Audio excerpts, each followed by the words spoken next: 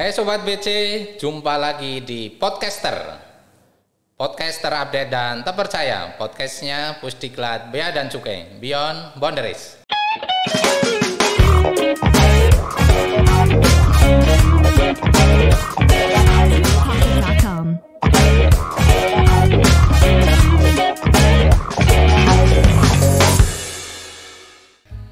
Hai Sobat BC, kali ini kita akan ngobrolin tema yang menarik, tapi tidak jauh-jauh dari Bea dan Cukai itu ya. Kita akan ngobrol terkait dengan impor sementara.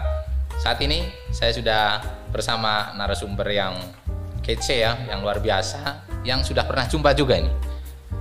Pak Jafar, selamat datang di Podcaster. Bagaimana kabarnya? Selamat jumpa lagi Mas John. Alhamdulillah. Gimana kabarnya? Sehat? Baik juga, cuma batuknya masih. Jadi masih batuk. Oke Pak Jafar, ya.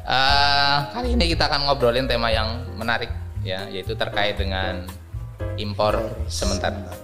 Barangkali sebagai awalan Pak Jafar bisa menyampaikan penjelasan gitu ya, terkait dengan impor sementara itu apa gitu. Baik Mas John dan rekan-rekan pemirsa semuanya, jadi impor sementara itu secara pengertian ya, itu mengimpor barang, memang dia ditujukan untuk sementara di Indonesia ini, kemudian akan diekspor kembali. Nah pengertian impor sementara ini untuk membedakan dengan impor dipakai Mas. Oh ada impor sementara, ada impor dipakai. Kalau impor dipakai, dia impor ya sudah lepas. Mau dijual di sini, nanti dikemanakan terserah si importirnya. Importir bebas berarti Pak. Iya, tapi kalau impor sementara, dia mengimpor barang, nanti kontrak ke negaranya, dia masih diekspor kembali. Nah, begitu Mas, cara pengertian. Berarti impor yang nanti akan dikembalikan bahasanya. Ya, nah, ada enggak keuntungan gitu ketika pelaku usaha melakukan impor sementara Pak? Baik. Ini baru mulai udah bagus pertanyaannya ya. Jadi semangat ini nanti ya.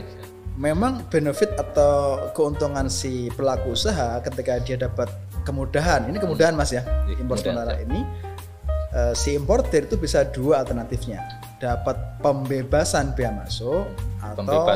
masuk atau jenisnya keringanan Mas. Keringanan. Iya. Kalau bebas bea masuk nanti saat impor nanti seluruh pungutan bea masuk dan pajak dalam impor nanti dijaminkan. Nah, sedangkan yang jenis alternatif keringanan bea masuk, saat nanti diimpor hanya membayar sekarang hanya 2% per bulan. Berapa lama dia impor sementara kali berapa bulan, begitu aja ya bea masuknya. Bea masuknya. Sedangkan PPN-nya jika dia bukan jasa kena pajak dibayar PPN-nya dan PPh-nya semua dijaminkan. Jadi untuk pelaku usaha ini menguntungkan karena secara default impor mesti dibayar bea masuk dan pungutan impor lainnya. Nah ini dia cukup dengan jaminan atau membayar sebagian saja. Gitu. Jaminan berarti jaminan nanti balik gitu Pak? Iya setelah diekspor dikembalikan jaminannya. Begitu Mas. Siap. Nah kalau untuk barang-barang yang diimpor sementara ini ada batasan gitu barangnya apa atau bebas semua barang bisa impor sementara ini? Sebenarnya ada aturan ya, bukan semua barang bisa diimpor sementara ya, ataupun dibatasi apa saja. Namun kriteria Mas yang tepat Mas. Jadi ada kriteria barang dapat diimpor sementara. Ada kriterianya? Iya. Apa saja Pak untuk kriterianya? Apa ya? Di antaranya ya, barang itu mesti dapat diberikan tanda Mas. Oh ya siap. Karena saat diimpor sementara, kemudian diekspor kembali mesti nanti sama kan? Harus sama persis barangnya. Misalnya mesin, kendaraan atau alat, nanti saat diimpor sementara diperiksa, kemudian diekspor kembali kan masih sama nih. Nah, berarti saat impor sementara dia masih dapat ditandai, ya. Yang kedua bisa ditandai ya. Yang kedua barang itu tidak habis dipakai di Indonesia. Nah, kalau impor sementara bensin nggak bisa ya. Barang yang habis pakai gitu. Iya nggak bisa. Impor sementara kertasnya nggak bisa ya. Impor sementara barang-barangnya nggak habis dipakai ya, atau aus dalam penggunaan yang nggak lagi ada wujudnya nggak boleh. Nah, yang ketiga barang itu memang tujuannya jelas untuk apa di sini. Digunakan untuk proyek atau untuk dipamerkan dan lain-lain, silahkan harus jelas. Nah, yang berikutnya yaitu barang itu mesti ada dokumen yang jelas, ada agreement atau ada surat menyatakan akan diekspor kembali, Mas. Nah, ya gitu. Baik, terima kasih Pak Jafar. Nah, terakhir barangkali ini Pak terkait dengan impor sementara. Untuk impor sementara ini sebenarnya berapa lama untuk izinnya dan gimana ini cara untuk mendapatkan izin impor sementara ini Pak Jafar? Baik, yang pertama berapa lama jangka waktunya, Mas ya. Nah, kalau di Undang-Undang Kepabeanan pasal 10D tepatnya itu menyatakan bahwa untuk impor sementara ini, Mas, itu paling lama 3 tahun. 3 tahun paling lama. Iya. Namun nanti izinnya setahun dulu maksimal ya. Masih perlu perpanjangan, dapat diperpanjang lagi setahun lagi, maksimal 3 tahun. Ya, itu secara default barangnya. Tapi untuk barang pameran itu setahun maksimal, Mas ya, untuk yang pameran. Terus yang kedua, bagaimana untuk mendapatkan izin ini ya? Sebenarnya sangat mudah sekali karena Bea Cukai sudah memberikan tools, memberikan cara untuk izin ini dengan menggunakan aplikasi. Nggak perlu ke kantor Bea Cukai bawa berkas, nggak perlu ya.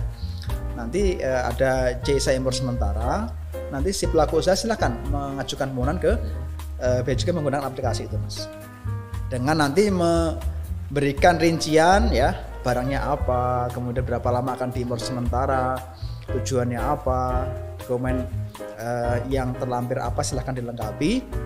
Nah, nanti pejabat akan meneliti apakah permohonan itu telah memenuhi syarat dari dokumentasi barangnya, syaratnya dan seterusnya, berapa lama, dan nanti jika diizinkan oleh Bea Cukai, nanti akan ada namanya penetapan tarif nilai pabean, Mas.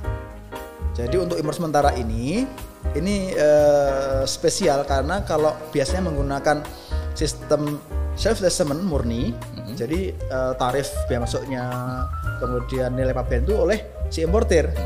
Tapi untuk impor sementara ini tarifnya ya, HS code tarifnya dan nilai pabean itu oleh pejabat, Mas, yang menetapkan. Yang menetapkan pejabat ya. Siap. Nanti muncul di skepnya. Skep surat keputusan izin impor sementara muncul di sana. Pos tarif berapa, kemudian nilai pabeannya berapa. Nah, nanti itu sebagai kelengkapan saat impor sementara real dilakukan, nanti dilengkapi di sana, diisikan di PIB-nya itu untuk nanti diberikan kemudahan impor sementara itu, gitu, Mas. Ya, baik Pak Jafar, terima kasih atas penjelasannya, sudah cukup komplit gitu ya, mulai dari apa itu sampai dengan izinnya. Terima kasih sekali lagi Pak Jafar atas obrolan kali ini. Siap. Terima kasih, Mas Jan. Baik, demikian Sobat BC, obrolan kita kali ini terkait dengan impor sementara. Semoga bermanfaat. Sampai ketemu di podcaster selanjutnya. Oke.